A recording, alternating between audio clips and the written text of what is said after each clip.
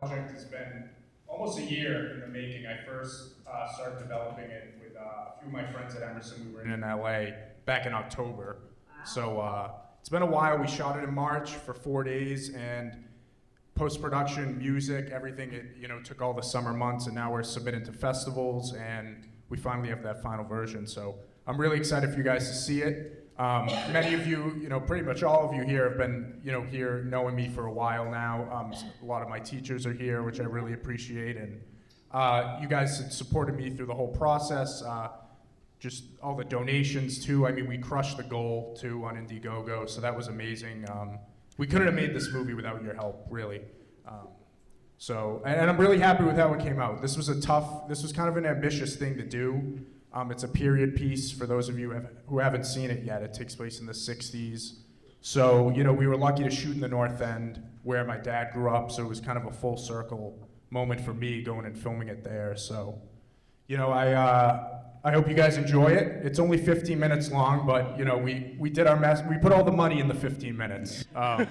So we'll see. But, like Sinatra said, the best is yet to come, so let's see what happens. All right.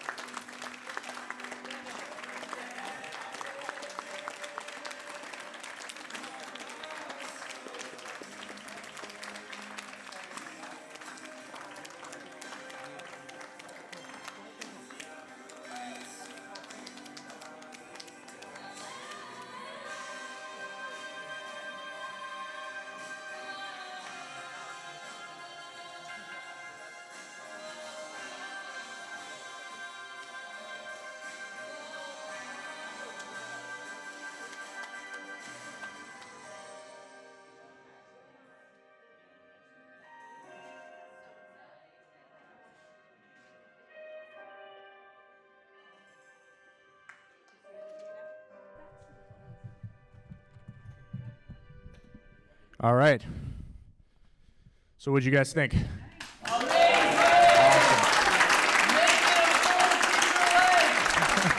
Thank you, Brian. It's really cool seeing it on the big screen, and I'm so glad you guys could come and see it. It's quite the experience having like a crowd and stuff, so that was a first, so thank you guys. So we got the cast here. Obviously, not everyone could make it, but we got the big hitters here today. So Cecilia Renee in the role of Mary came all the way from Miami to be here. So, yeah. And then in the role of James, we have John Potvin. In the role of Victoria, we have Sheila Murati. And then the big boss, Frank Savino Laquale.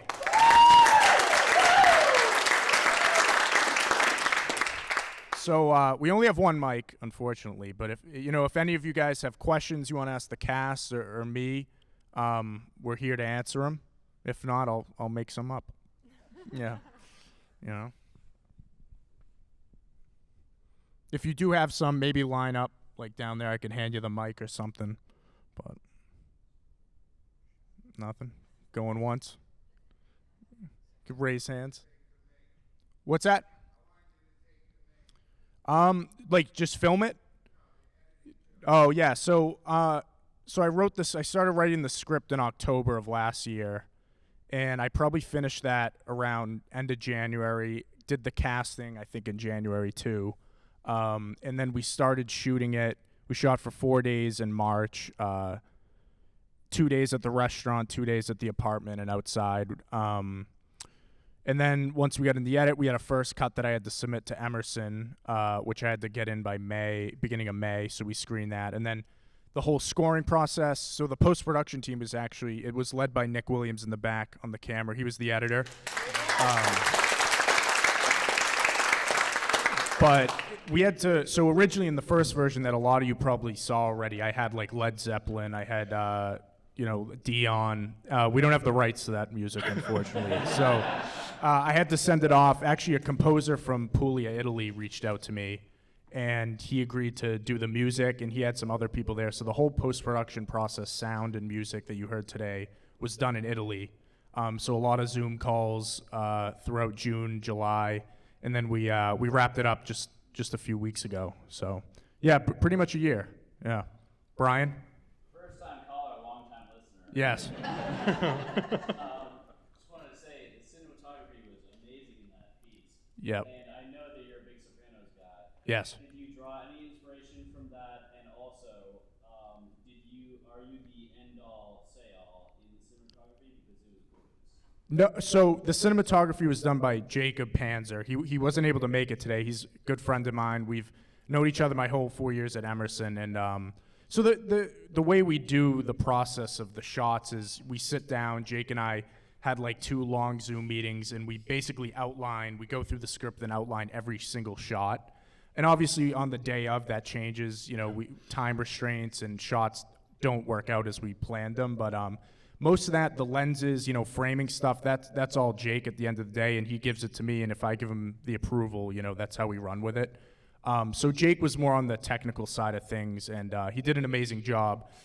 So in terms of the Sopranos question, the most visual influence we drew from Goodfellas and all the early Scorsese movies, Mean Streets.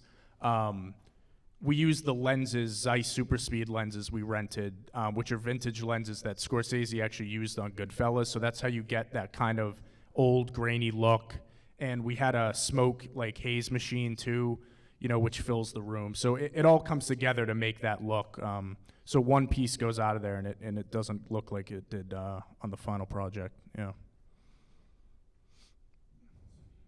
Matt. I just want to say, you did a great job. Thanks, Matt. Thank you. What was the hardest seeing the film? Oh wow. I'll give this to one of you guys. I think I know what John's answer is. I don't know. The white stuff. Yeah.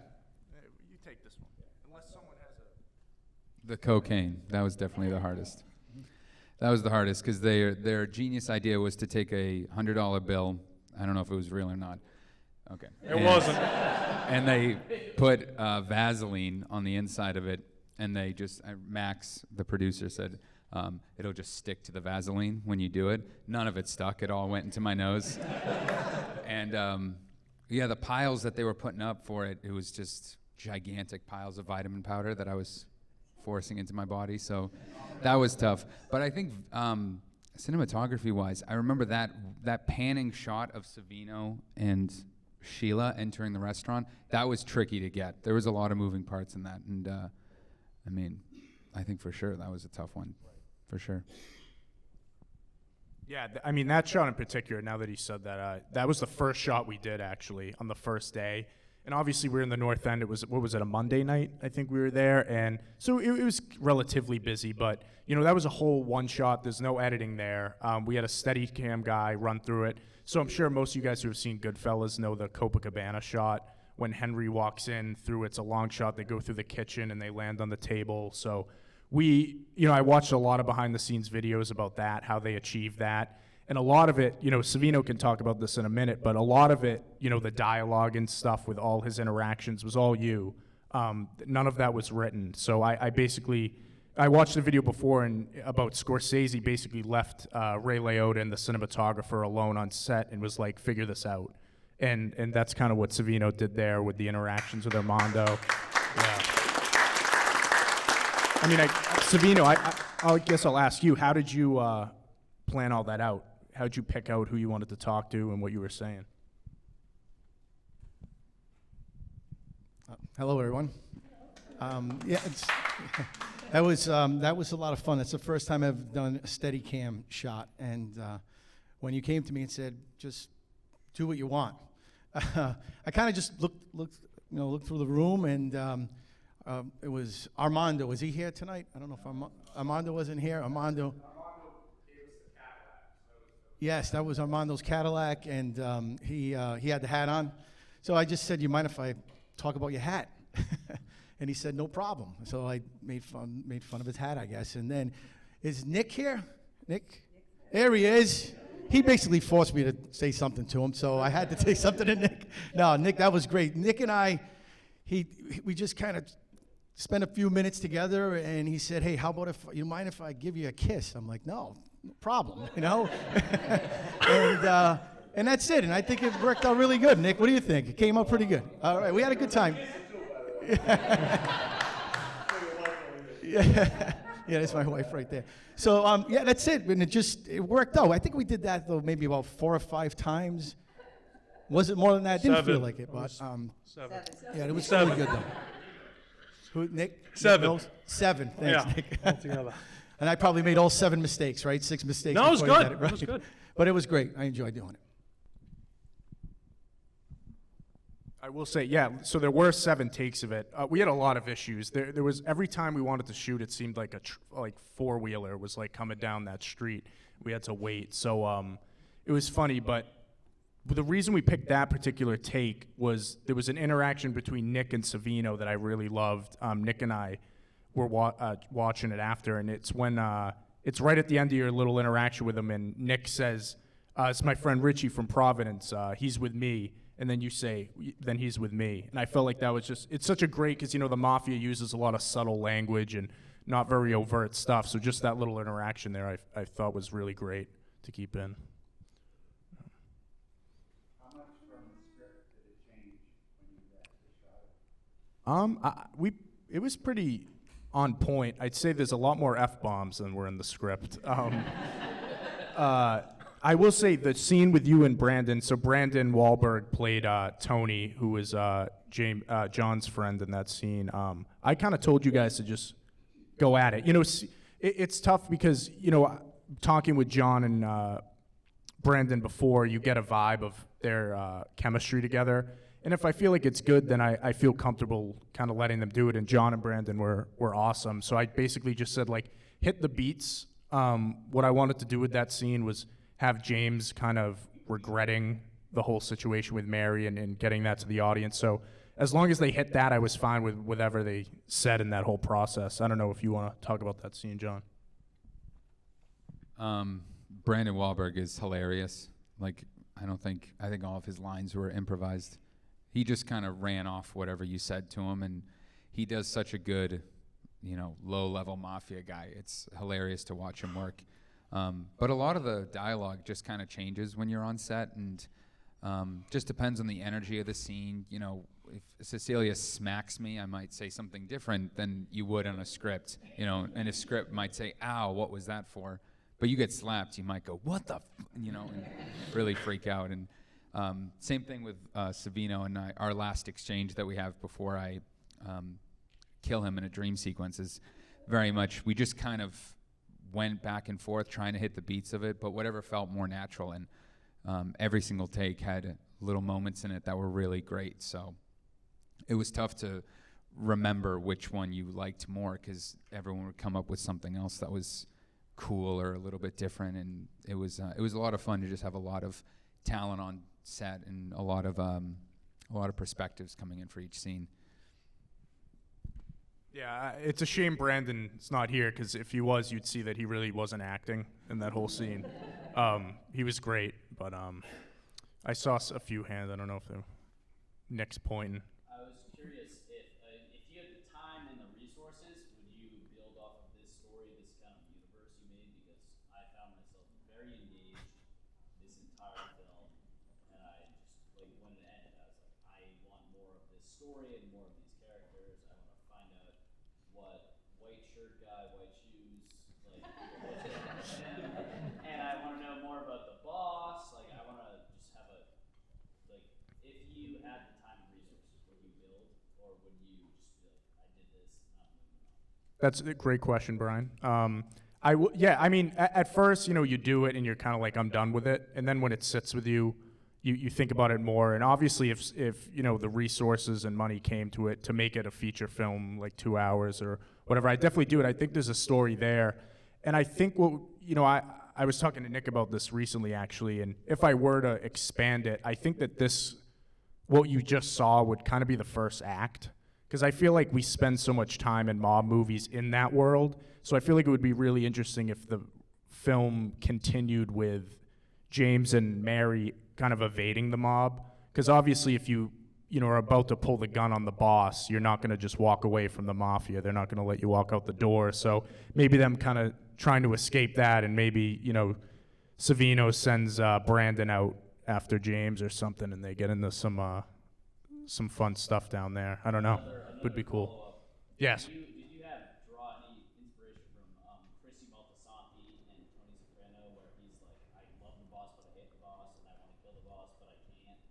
Yeah, no, definitely. I mean, me personally, I'm interested to see where you drew a lot of it from. But when I was writing this character, I pictured Harvey Keitel in Mean Streets. And Scorsese's first movie that he did was also his student movie, was called Who's That Knocking at My Door? That's also Harvey Keitel. And it's a very raw performance, and a lot of similar stuff, like conflicts of the violence and the lustful lifestyle. So that was my personal inspiration. But Christopher is too iconic to not think about when you're doing this. But I don't know, John, was there anyone you drew from?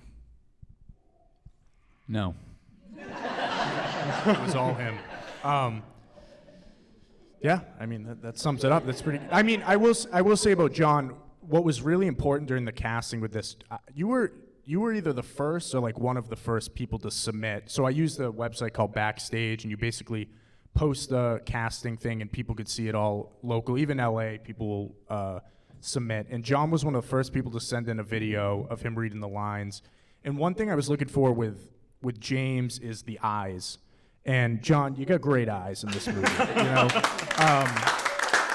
because there's a lot of moments in this movie where there's not dialogue, like him looking at the TV and stuff like that, or him coming out of the dream. It's all in the eyes, and so much of acting, to me, I think is in the eyes too, in those small moments. So John really, I don't think every actor could step into that role and kind of make those moments convincing. So John did a fantastic job with that.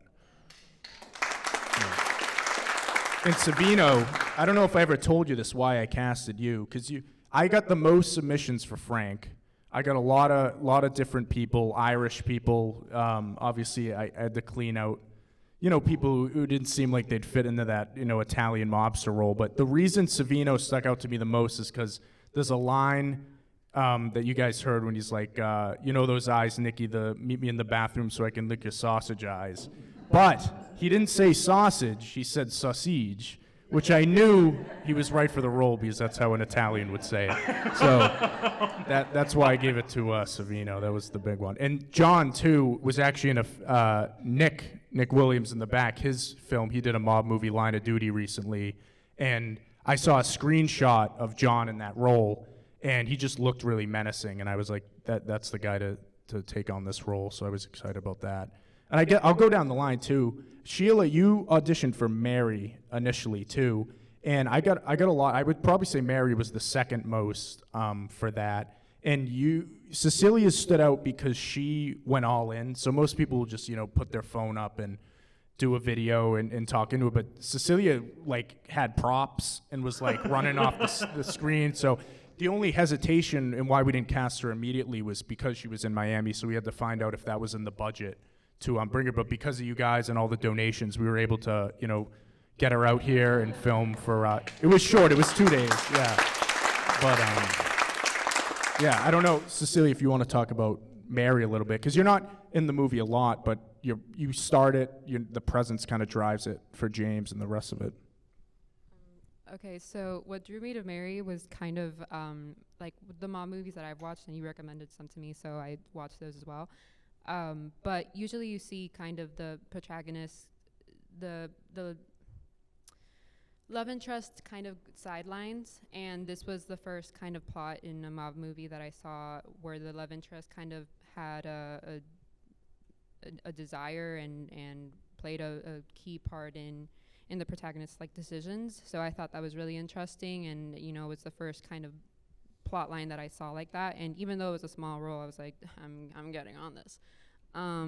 And yeah, I messaged you. I was like Jonah Hilled it. I was like, I don't care what I have to do. I'll do it. And I had the hair rollers and stuff for my audition. So yeah, I really liked Mary. She was a lot of fun. I hadn't done a role like that before, where you know I had to slap someone. But it was a lot of fun, and I'd do it 10 times over again. So thank you. Yeah, John insisted on getting slapped. Those were real slaps. That was not sound design, and it happened multiple times, probably over 10. But question there. I applaud your efforts. Anything that gets this project to the end that you did is amazing. It's an amazing achievement. I'm wondering who you had on continuity, because I noticed several jump cuts. Yeah, so it was Max Lovacher was an Emerson student.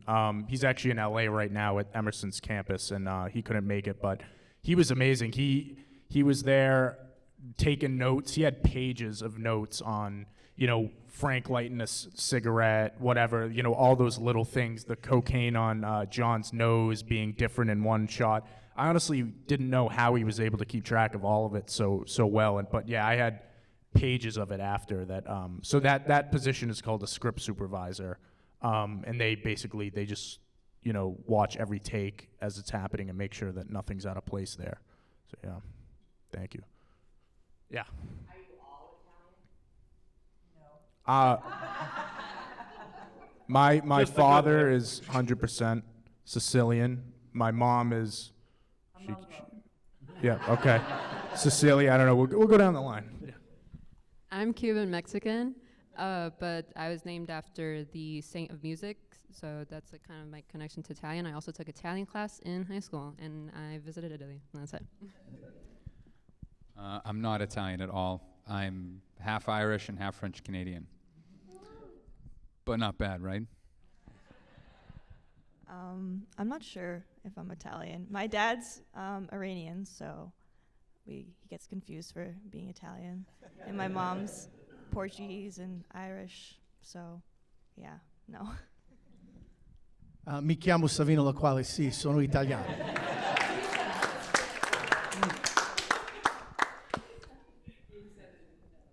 But I think whether or not they were Italian, I think they all portrayed very good Italians in my eyes. Yeah. Any other questions? Yes. You did a very good job portraying 1969. Thank you. I wonder what kind of research you did to really, it looks like you have a very good understanding of that era. Yeah, I mean, a lot of the research for this is just watching movies. I think a lot of directors would say that. Like the Scorsese movies again, Bronx Tale, all those movies, and not all of them take, usually those movies you see they're landing in that late 60s, early 70s period. And, you know, with a short film, you can only do so much in the 15 minutes. But I mean, when you look at that, you know, I did some brief research, and, you know, there were times when I was writing the script where I had ideas about making James, he got drafted into Vietnam, and it was like his last night in the North End before he went off with his friends. And there were ideas about like putting that in, but at the end of the day, when it's 15 minutes, you don't want to convolute the story too much. And what I wanted to do with this is kind of make it, I wanted a feeling out of anything. I wanted this to feel like those movies in such a short period. But yeah, I mean, there's so much going on in the 60s when you look at the history books and, you know, the civil rights era and everything going on there. There's so much to pull from.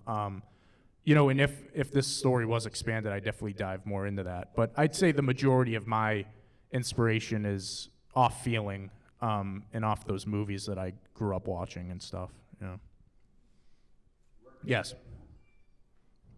How much time did you put in for, I had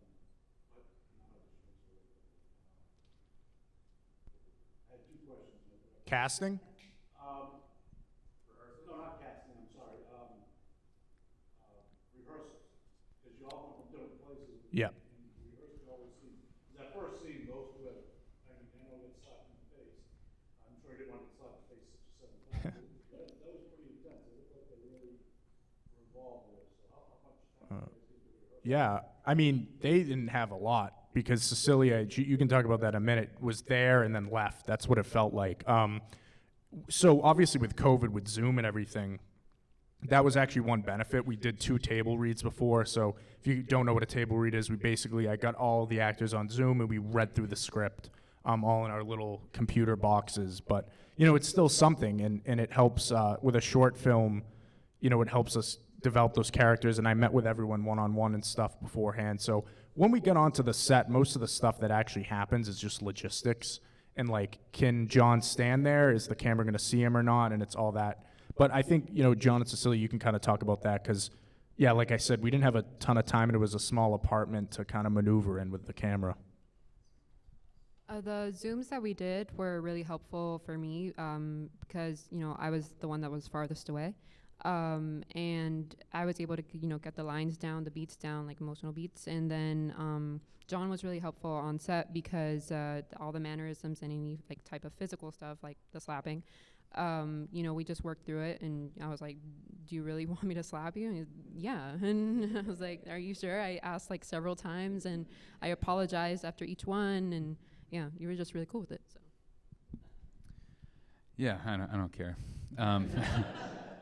But yeah, a lot of rehearsal time. The table reads were very helpful. Savino and I had our own table read with RJ to button up the dialogue scenes that we have.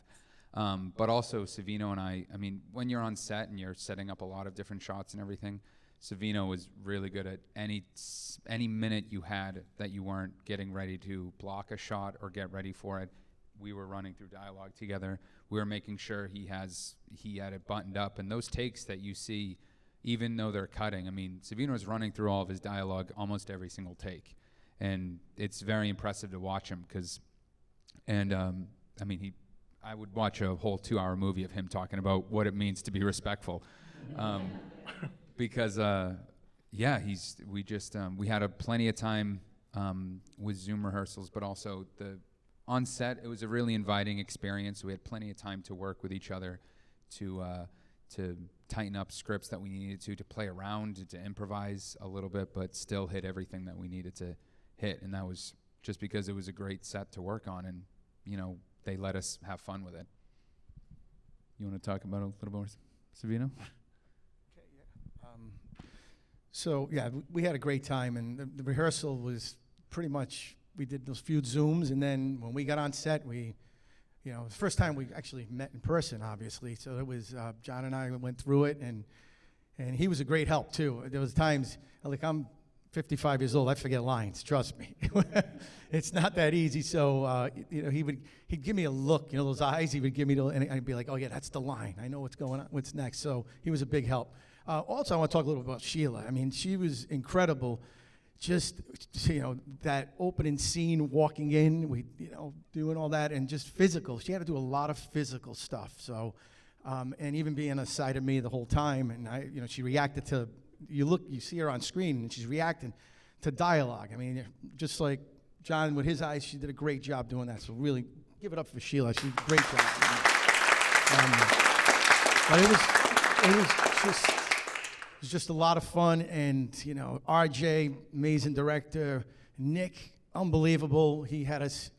He's tough, that guy right there. Everything is in line. I mean, it was just amazing. We didn't miss a minute, and that's big, right? When it comes to production, because we needed to get everything in. But just an amazing experience. Quick word about Nick Williams. Oh God, please. That lighter that you see. Me, Brandon, and Savino using, that's Nick's. And a lot of the 1960s decor and everything like that, Nick was right there on the point, man. I mean, it's a butane lighter, and he's filling it in between takes. And he's rolling cigarettes to make sure they have the orange ends there, to make sure they look accurate for the film. So Nick, he was right on point to make sure that it looked like it was in the 1960s. And props to you, man. like you kept things moving, and it was tough, but it was also hilarious working with him. Yeah. How'd you get that period TV with period Johnny Carson in it? Yeah. So Yeah, one how'd of you the get that benefits Johnny of Carson on there? How'd that happen? one of the benefits of Emerson is they have a prop house in Somerville, so you can make an appointment there, and it's all free to use as long as no one else has it reserved. So I went really early as I could, and reserved it a few weeks before, and they had a bunch, 50s TVs, but I was really happy with that one. And in post-production, obviously, we had to light it in a way that in post you could, throw that Dino clip in. So, yeah, I was really happy with that because that was a nervous part. It's such a big scene in the movie. I was worried that we wouldn't be able to get that. And another thing Nick brought, too, was the dolly, which for those of you who don't know, it's like a big track that you can roll the camera on. So that one shot where we push in on Savino with the lighter, it's a reference to the Sunshine of Your Love shot in Goodfellas when it pulls in on De Niro and that music's playing. Just like an amazing shot that we couldn't have done without Nick's dolly, because the Emerson dollies are, I don't know, like 4 or 5 feet. So to do that shot, it has to be pretty long. So that was a huge help, and that wouldn't have happened without Nick. So thank you. One thing I do want to, you mentioned something when we were talking about Sheila and that scene with, when talking about Frank, talking about respect and that whole lecture. And what Sheila did so good in that scene is the eyes she would kind of give to Frank, and not all of them good eyes, because there's, when you're ranting about, kind of berating James and Mary, it's kind of the irony in that scene is that he's lecturing about respect, but in the moment he's disrespecting James, and he's disrespecting Mary, and he's disrespecting Victoria, who's sitting right next to him. And when he says something about those eyes or whatever, she gives him kind of a glare. It's like, what are you talking about? It's like, why are you talking about that stuff there? So Sheila did an amazing job with that scene. Yeah. Any other questions? How'd you get the Cadillac? Oh, sorry. How'd you get the Cadillac commercial? The commercial, Nick, you pulled it off YouTube, right? Yeah, that's a real 60s Cadillac commercial. Yeah, that's all real. Yeah. Hopefully we don't get copyrighted, but nothing's happened yet. Yeah, I didn't feel like shooting a new one, so yeah. Yeah. So this is what you're going to do, right? Because you're not going to go off with the geologist or something. No. We're going to get another movie from you. I hope so. That's the plan. Thank you. Yeah, I reached out to John and Cecilia too recently about doing maybe a little noir piece, a little black and white stuff. So I'm trying to figure that story out too. So that could be cool. Any other questions? Matt.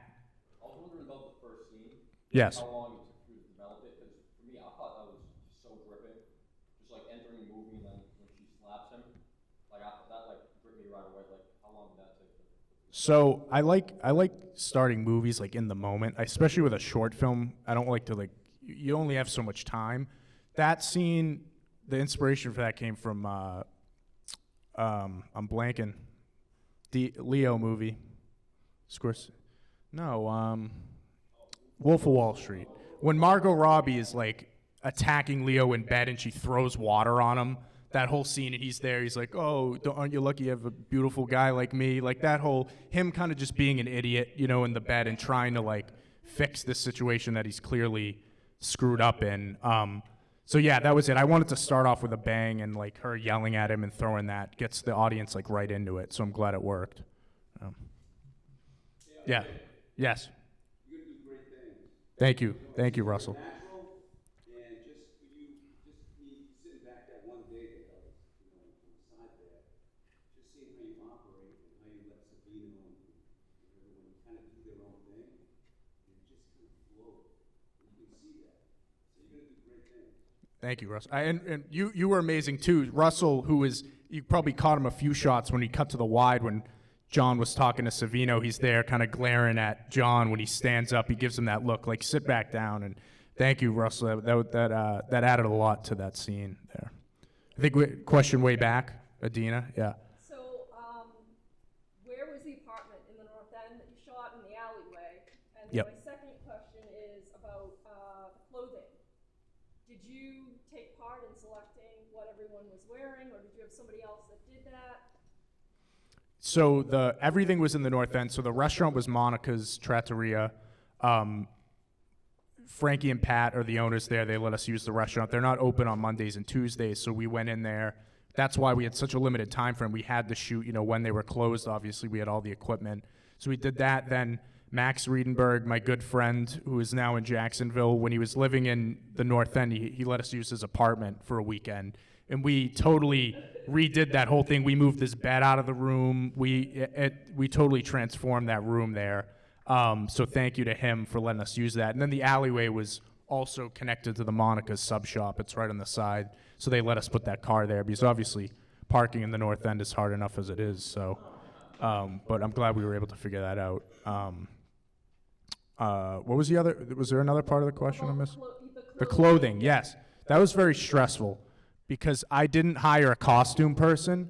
So Emerson has a theater, costume shop for all their theater productions.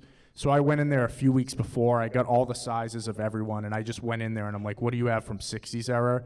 And I went in there, in between classes, oh, this looks good. Hopefully it fits. And then we got on set, and they did. And I think they looked pretty good. But that was definitely stressful. I was worried how that would turn out. Anybody else? What else is the talent working on? Yeah. How old you guys are? Fabiano, I know you're 55, but what got you guys into acting and how long you been doing it?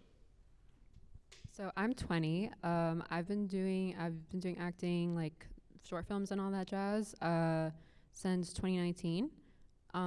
So that's great. And then right now I'm kind of in an incubation period, doing classes, trying to get signed, and yeah, that's pretty much it. I'm 27. I've been working professionally as a actor for 4 years now. I've been lucky enough to work with Nick and I. We had worked together before. I met RJ. I'm East Coast based. I have a huge passion for East Coast directors, producers, actors. I think it's a wonderful community here. Everyone's so welcoming, and this is all down the East Coast everywhere. I did just finish a proof of concept in Wilmington, North Carolina about the insurrection of 1898. It's called In the Pines. That'll be out hopefully soon, and then hopefully a feature will be made onto that, and you guys can see more of my face. I'm 22, and I've been acting probably for 5 years, and I do modeling more than acting, but they both go hand in hand. So I had a lot of fun working on this project and seeing all the talent, and it was really inspiring. So I think I'm gonna do more acting now. So you all know my age. I took my first acting class when I was 48 years old at the GAM Theater in Providence, Rhode Island. I'm from Rhode Island, and I fell in love with it. So this is something, it's a passion for me. My next project is tomorrow evening. I'm actually filming a short tomorrow evening. It's called, what is it called? Nobody knows, or something like that. I'll figure it out by tomorrow, though. I don't know the lines either. No, I will get the lines. But so that's it. Listen, if anybody, if you're interested in doing it, take an acting class. It doesn't matter what age you are. Look, you could be on stage with all these great people.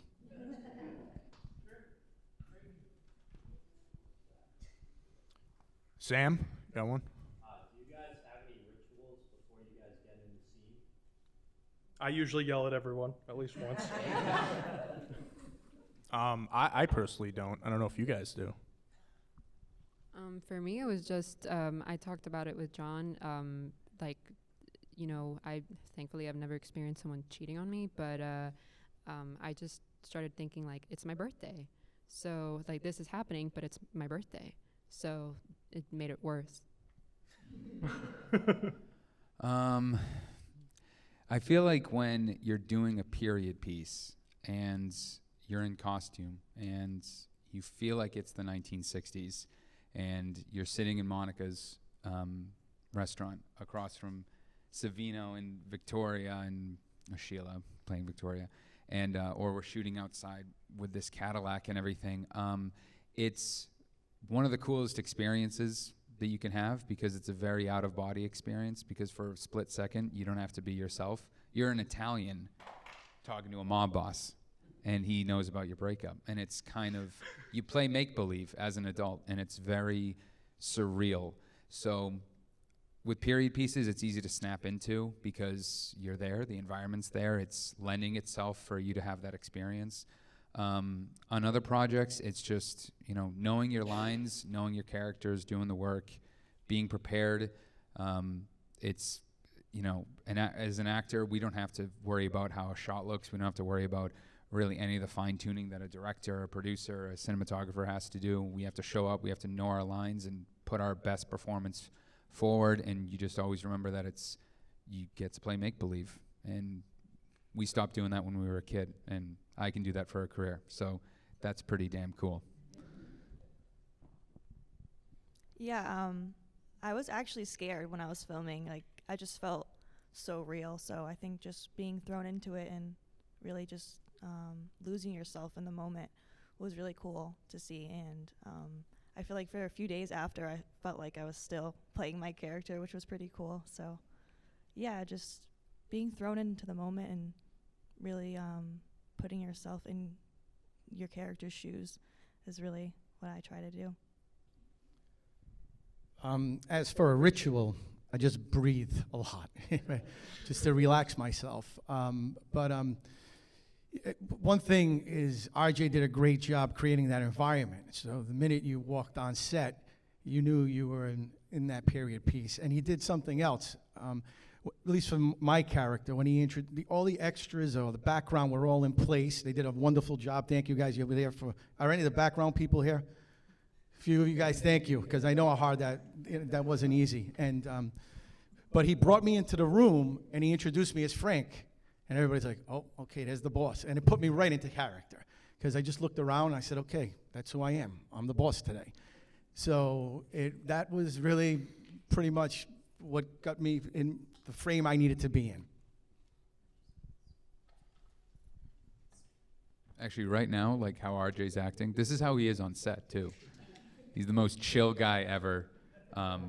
You get stuff, and luckily Nick's there to scream at everyone. But RJ really, yeah, he made it a really comfortable experience, and you just felt like you were comfortable. And this is literally how he operates on set as well. It's not like a duality where he's screaming at us and throwing F-bombs at us or anything. He's so chill. But you feel his passion come out of it, because he just wants everyone to do a good job. So it's very contagious. Thank you, John. But there's definitely moments where I'm acting too, in terms of the stressful situations, you know, getting those shots. So, but you gotta set the stage for everyone else on set and to create that environment. And I think we had a fun time, you know, on set with that stuff. And John, you kind of got the worst of it, you know, with the cocaine. I also had that shot where he's running outside in his underwear with an overcoat. It was what, -20. Yeah, it was just very cold out. The blood. Yeah, we had a spray bottle. My buddy Alex was just like 4 feet under him, like spraying him with this fake blood a few times until I thought the blood splatter was right. Yeah. Yeah. But we didn't want to get any blood in the white hair. You know, you couldn't do that. Yeah. No, but yeah, everyone was great. The whole crew too. Zach is out here. Zach right there was a PA on the. Yeah. Everyone really worked hard on this one, and every piece counts on a film set. At the end of the day, you know, you can prepare as much as possible. When you get on set, you know, everybody's in the same boat. You know, so. All right, how are we doing on time, Nick?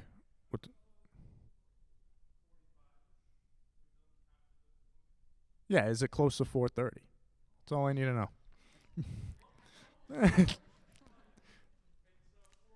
Perfect. Thank you, Nick. Yes. Well, now that this is finished, with short films, what's done is you put them in festivals. So there's a website called Film Freeway where it gives you all the festivals. You know, I'm sure like a few of you guys know, like Sundance. Those are the big ones. Those are huge. You know, they get a lot of submissions. We submitted to Sundance, but you know, it's obviously a shot in the dark when you're working with a student film and stuff. You have professional stuff get submitted to that. But, you know, we spread around Massachusetts, Cleveland, LA, Texas, all over the place. I've submitted to 18 festivals so far. I'm probably going to take a little break and wait for more to pop up in like January, you know, February time. But you wait and you see if you win anything, and if, you know, there's a producer at one of those festivals and you happen to be there and they want to talk about kind of like what Brian asked about, you know, making it into a feature or something and funding it, you know, that's obviously the goal when you submit to those things, is exposure. But for me, you know, I obviously once you make something, it's kind of an addicting process. And obviously for me, I'm happy with how it came out, but, you know, as the writer, you sit back and you're like, oh, I wish I kind of did this better. I wish I kind of went in this direction. So you immediately want to try the next one and be like, I need to fix it, and I feel like I learned from this experience to do better on the next one. So I'm excited for whatever that next one is. I'm trying to figure that out now. But, you know. Dan. Hey, RJ, what did you like better, writing or directing? That's a good question. I hate writing, but I love it. You know, it's so hard to sit down and write, but once it's written, it's like, oh, this was a fun process.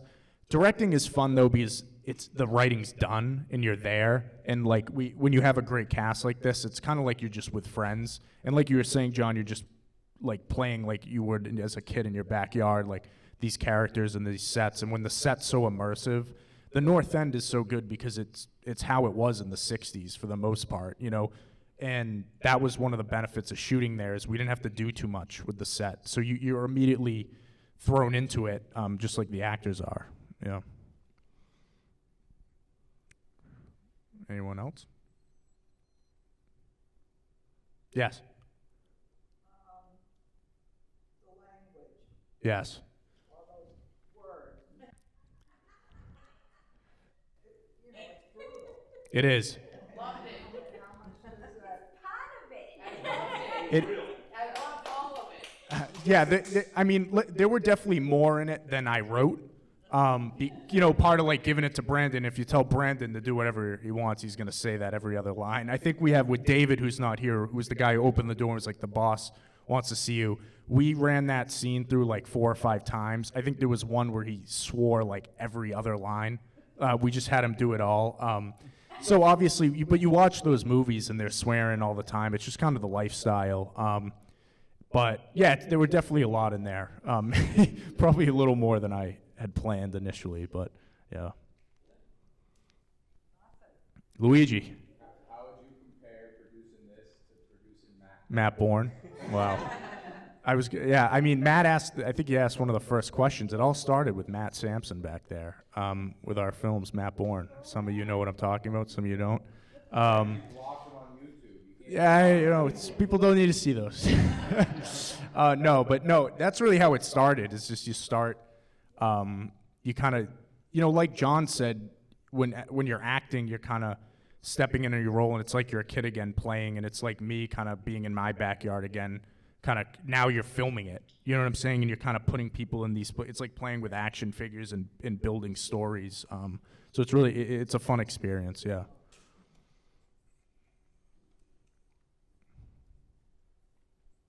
All right. Yes? Did you know on the outset if you were limited to 15 minutes final product? Yeah, so typically with a script, a page is a minute. Sometimes it's, you know, more or less. But they told me, Emerson, you know, they don't limit you, but they're like, typically 12 to 15 minutes is realistic, because we only had, you know, the semester starts in January, and I had to have a version that was showable by May. So, you know, I had to have a finalized script and shoot the whole thing in those few months. So if I made it any longer than 50 minutes, as much as I would want it to, it's just like, it's not realistic. But I do wish it could be a little longer to expand upon those things, yeah.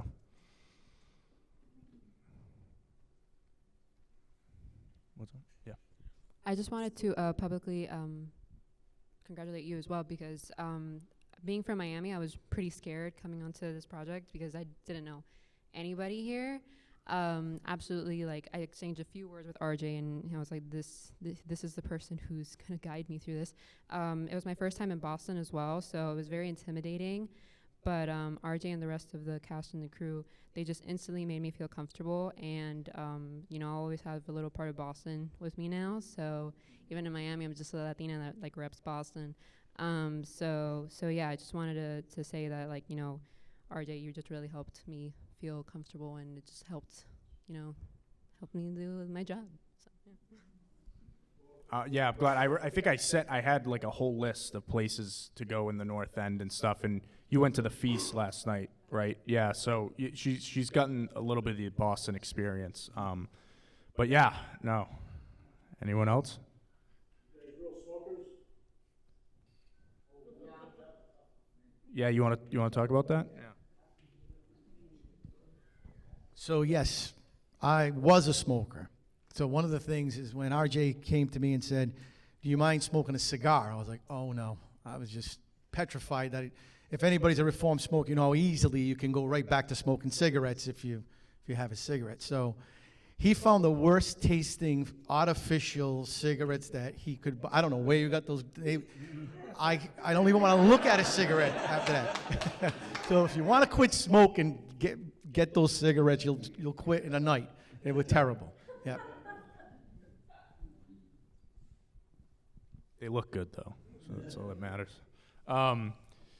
Yeah. Any other questions? Yes. You mentioned the eyes of the actors and actresses a lot. And there was a lot of unspoken dialogue where people said things with their eyes. That opening scene and the scene in the restaurant. Was that conscious on the part of the actors, or was that just playing the role? Like, do you think to yourself, "Oh, I better make this convincing with the way I look at it," or is it just part of playing the role? So the way that, I interpret acting is living truthfully under, imaginary circumstances. So even, like living your life, you're not really aware of how you're moving your eyes or how you're moving your body. So if you're living truthfully under the circumstance of, being cheated on and like the love of your life and everything, it just kind of comes out of you. It's just, it's what you would do in the moment, and that's how I look at it. Yeah, I have freakishly big eyes, so you can convey a lot with your eyes, but it's kind of the best acting is a lot of what's not said. And then, if you want to watch a scene of two guys hashing out over an argument for an hour and it's heavy dialogue, you lose people pretty quickly. It's a lot about you can do the entire scene in 5 minutes and just give each other looks that insinuate everything that's about to happen. And so, especially with the 15 minutes, and that's one thing about Cadillac, with the looks that you give, you want to convey that, Frank and Jimmy know each other. You want to convey that Jimmy and Tony have history together. You want to convey that Mary and Jimmy have seen each other, have been together for a very long time. So Cadillac's interesting because it could pick up at the start of a movie. You could put it right in the middle of a movie. You could put it at the very end. But the way you look at someone is, it conveys a lot of history in your relationship. You ever get cut off by someone and then you give them a look? Like they know exactly what you're thinking just by looking at them, which is, I'm going to kill you. So, eyes are very important. So mastering your eyes is very, very important on screen because, it's not black and white anymore. You don't have to expand your face and look all distorted to get an expression across. You can stare at someone and move your eyes just a little bit to make someone know that you're uncomfortable, that you're happy, that you're sad. So, but also as an actor, I love this script because I got to work in that frame a little bit more, which was a new experience for me. So that's one of the reasons I really enjoyed Jimmy.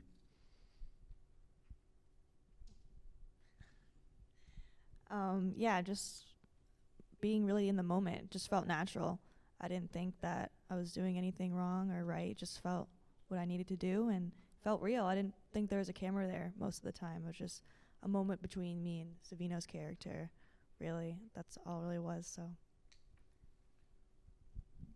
I'm not really sure if I did many eye things. I know I had heavily dialogue. I had a lot of dialogue. But I do know that I like to hear a little bit is the scene, John, when you're that rear view mirror scene where you see that.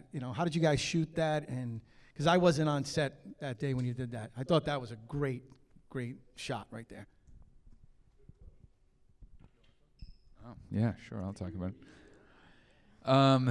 God, how we shoot that scene? Well, we're all crammed into a Cadillac, and then, it's a very tight frame, and you just have to make sure you're lined up properly with that and everything. But the whole expression was despair, basically. And, the character's supposed to be coked out in some sort of dream. RJ and I had talked about, when you are dreaming or you're under the influence of something, you don't blink a lot. So that was something that we were mindful of in those scenes. But the rear view shot was just supposed to be that coming out of it moment. So it was that shot of, he woke up, and it was important for us to, one, artistically, it looks really cool. So that's good that it looks good. But I really like that scene when Jimmy's in the car and he realizes that Mary's not there with him, and then he kind of looks at himself, and that's really all it is that you look at your blood-soaked self and you're disappointed, and then he wakes up. And RJ and Nick stressed that a lot. It was very much about, the way you look, because I don't say anything. I don't look in the mirror and go, oh, I'm going to wake up now. You just look in the mirror. RJ was very, very good at reminding me consistently. We sat in the Cadillac, for probably 45 minutes before the scene started, and he was just talking to me, this is what you're going to do. This is what you're going through. This is what you're seeing, everything like that, and made it easy to shoot after that. Yeah, I mean, when writing the script, they tell you a lot, with script classes, is show, don't tell. So you write the first draft, and when you're, looking at the dialogue, you say to yourself, does this line need to be in there, or can the actor show this with their eyes or something with their head movement? And if the answer is they can do it with that, take it out of the script. And that helps a lot, because at the end of the day, it's a visual medium, and that's why you're watching something, and the dialogue can support it, but at the end of the day, you're looking at it. So, yeah. We probably got one more in us. Yeah. How did you choose the title for the film? So the first part, pretty easy. The Cadillac being the center of it, I needed to find an object for James to kind of lust over, to get him to turn. And for, Frank entering with that Cadillac is kind of the whole, it epitomizes that lifestyle. It's the expensive car, it's flashy, and that's what James wants or thought he wants. And when he gets the Cadillac in that dream sequence and he looks to the side and she's not there, he kind of realizes that that's not really what he wanted. So that's where the first half came with, and kind of connected that the Mobster Fairy Tale. The fairy tale aspect is, the tropes of the guy trying to get the girl, and at the end, they kind of ride off into the sunset. Obviously, with that ending, I wanted to make it feel like this story's continuing. So, yeah, that's how I got the title. All right, we should probably wrap it up here before we get kicked out. But thank you, guys. Those are great questions. Thank you.